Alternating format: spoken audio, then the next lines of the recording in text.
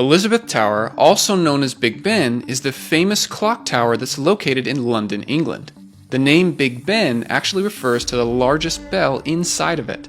The tower is actually part of a larger structure. This is called the Palace of Westminster. This is where the British Parliament assembles to help run the government.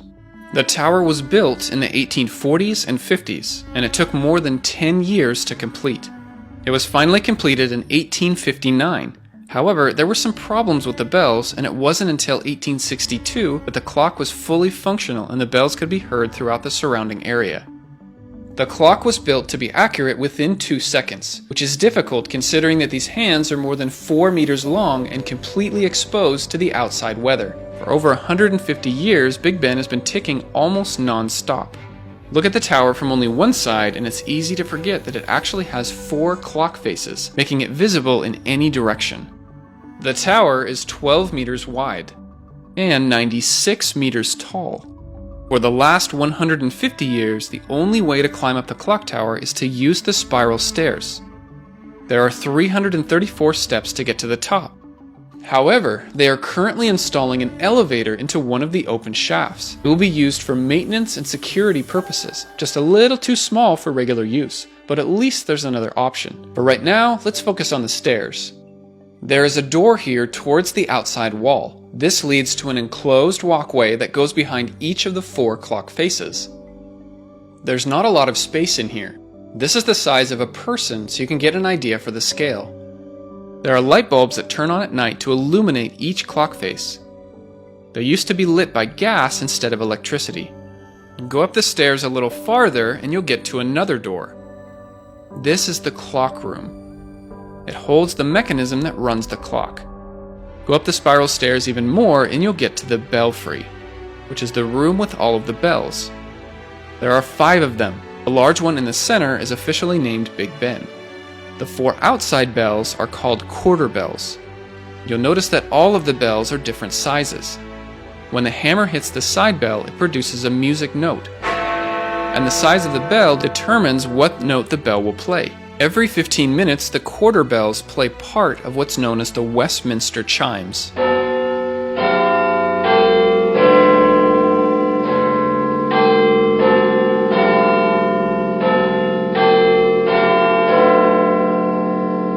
Then, once every hour, these quarter bells are followed by the hammer strike on the largest bell, Big Ben. The number of strikes indicates what hour it is. For example, at 3 o'clock, it will strike the bell 3 times.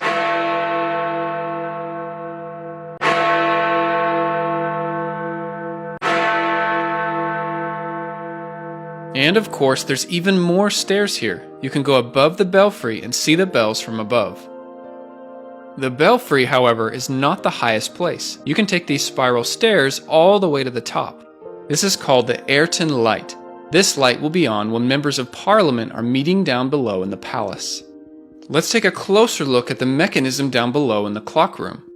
This is known as the clock movement, which means the mechanical piece that makes the clock work. It runs off of gravity. This type of clock is sometimes called a turret clock.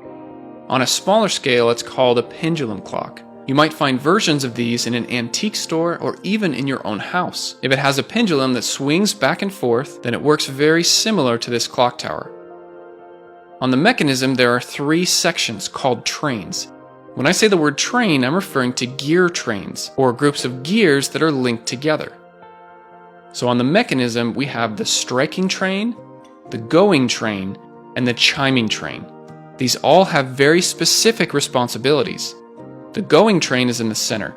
This is responsible for turning the hands of each of the 4 dials. The chiming train is on the right. This is responsible for the ringing of the 4 quarter bells every 15 minutes. The striking train is on the left side. Every hour, this is responsible for ringing Big Ben, the large bell in the very center. Each of the 3 trains are driven by weight. There are 3 of them in the shaft directly below. Let's focus on the going train in the center. This is the one that turns the hands on the clock. The gears are only allowed to spin at a precise speed. This speed is controlled by the pendulum, the piece that slowly swings back and forth. It takes a full 2 seconds to swing across.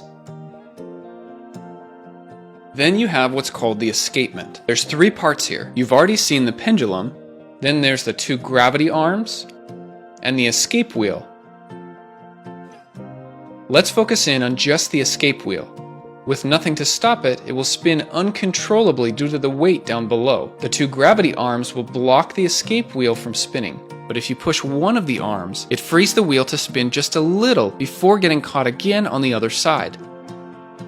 Now push the other arm, and the same thing happens on this side. If we switch back and forth, the wheel will spin at a controlled rate. This is where the pendulum comes into play.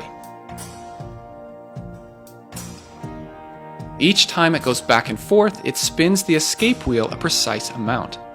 The escape wheel is what makes that familiar ticking sound of the clock.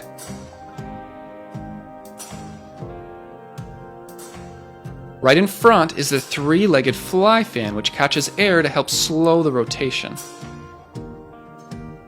This rotation travels through the gears, up this rotating slanted shaft, and then these gears on top, which are called bevel gears. They split the motion into 4 separate directions, out to each dial to move the clock hands.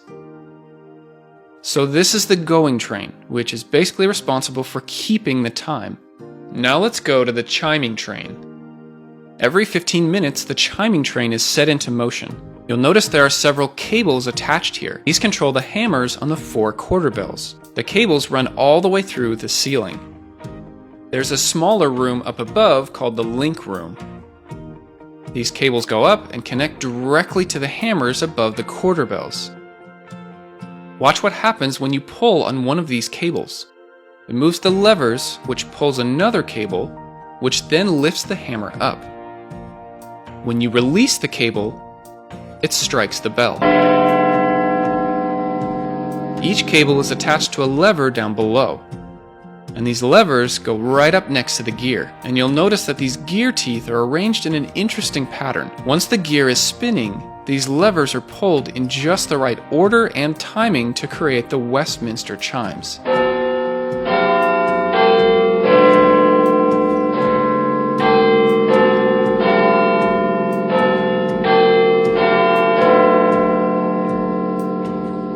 The chiming of these bells happens once every 15 minutes.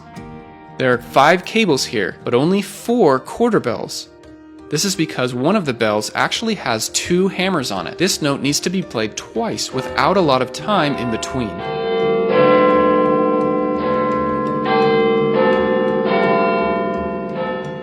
And finally, let's look at the striking train.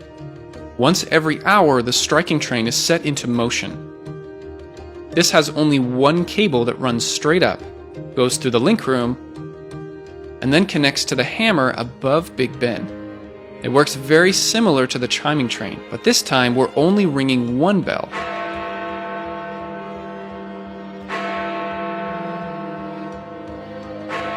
It must be timed precisely so that the first strike happens exactly on the hour.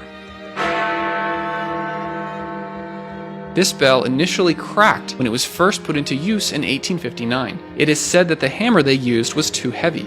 But instead of replacing the bell, they drilled holes in the top and bottom of the crack to stop it from spreading. Then they turned the bell 90 degrees and used a slightly smaller hammer. This same bell is still in use today. The small crack is what gives it the unique sound you hear. Above here, you'll see the 2 fly fans. They work similar to the 3-legged fly fan we saw earlier. They act as air brakes to control how fast the ringing of the bells happen. Now, as the clock ticks, the center weight will get lower and lower. Then as the bells ring, the outer weights will get lower and lower. 3 times a week, the clock must be wound up. This was all initially done by hand, but nowadays we have an electric motor. This winds up the 2 outside weights, which are the heaviest. But the weight in the center, for the going train, this is still wound up by hand.